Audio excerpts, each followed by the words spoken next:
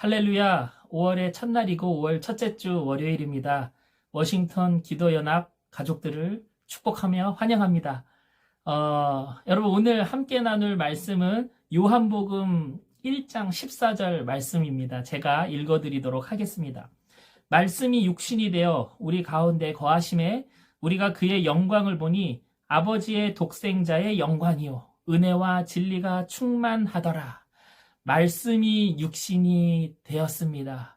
여러분 이것을 신학 용어로 인카네이션, 성육신이라고 말하죠. 어떤 신학자가 이렇게 이야기했습니다. 예수님께서 이 땅에 오셔서 보이셨던 그 어떤 기적보다도 성육신과 부활에 비할 기적은 없다. 이렇게 이야기했다라는 것이죠. 이 두 가지가 성육신과 부활, 이 두 가지가 가장 귀한 기적이다. 이렇게 이야기했습니다. 여러분 어떤 목사님 설교 중에 제가 이런 이야기 들었어요. 목사님이 호숫가를 이렇게 산책하면서 이렇게 걷고 계셨는데 이 호수 옆에서 괴로워하는 오리를 보았답니다. 그래서 왜 그런가 하고 이렇게 유심히 가까이 가서 보니까요. 오리 다리에 그 낚싯줄이 칭칭 감겨져서 괴로워하고 있었다라는 것이죠. 그래서 목사님이요. 그런 마음이 들었대요. 저거는 오리 스스로는 절대 풀 수가 없다. 오리 주댕이로는 저거 풀 수가 없다. 그러니까 내가 가서 풀어줘야지. 이러한 마음이 드셨다라는 거죠. 그래서 오리에게 가까이 갔다라는 거예요. 그런데 오리가요, 사람이 가까이 오니까 기겁을 하고서 그냥 호수 한가운데 그 발도 불편하면서 호수 한가운데로 도망을 갔다라는 것이죠. 그때 목사님께서 깨달으셨대요. 내가 사람이 아니라 오리였더라면. 그러면 내가 다가가도 도망가지 않았을 텐데 내가 오리였었더라면. 여러분 이 마음으로 예수님께서 사람의 몸을 입고 이 땅에 오셨다라는 것입니다. 거룩하신 그분이요. 완전하신 그분이요. 거룩하지 않은 불완전한 이러한 육신의 몸을 입고 오신 사건. 이것이 바로 성육신 사건입니다. 여러분 우리가 흔히 쓰는 말 중에 화신이라는 말 아시죠? 복수의 화신 이런 말 쓰지 않습니까? 복수라는 것이 마치 인격을 가지고 이 땅에 온 것처럼 온통 복수에 꽂혀 사는 사람을 우리는 복수의 화신 이렇게 이야기합니다. 또 뭐라고 할까요? 사랑의 화신. 사랑이 마치 인격인 것처럼 사람의 몸을 입고 온 것처럼 사랑에 완전히 꽂혀서 사는 사람을 우리는 사랑의 화신 이렇게 이야기하죠. 또 뭐 할 수 있을까요? 말씀의 화신, 말씀에 꽂혀서 살아가는 사람, 그 사람을 우리는 말씀의 화신 누구십니까? 우리 주님이세요. 말씀이 곧 우리 주님이시거든요. 여러분 사람의 말은요, 사람이 하는 말은요, 그냥 흘러가요. 요즘이나 시대가 이렇게 좋아져서 지금 이렇게 영상으로 통해 남겨지기도 하지만 그래봤자 사람의 말이에요.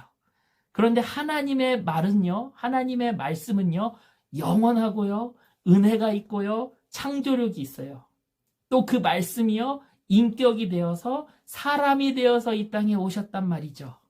여러분 물이 바뀌어서 포도주가 된 기적보다, 무리를 걸으셨던 기적보다, 5,000명을 먹이셨던 기적보다 더 큰 기적은 말씀이셨던 예수님께서 인간이 되신 사건이에요. 로마 신화에 보니까 비슷한 이야기가 있어요. 제우스가요, 인간 세상에 와서 인간 여인을 만나고 헤라클레스를 낳고 아들 헤라클레스를 낳고 이런 이야기가 있더라고요. 그런데요, 예수님의 성육신은요, 이런 거와는 차원이 다릅니다.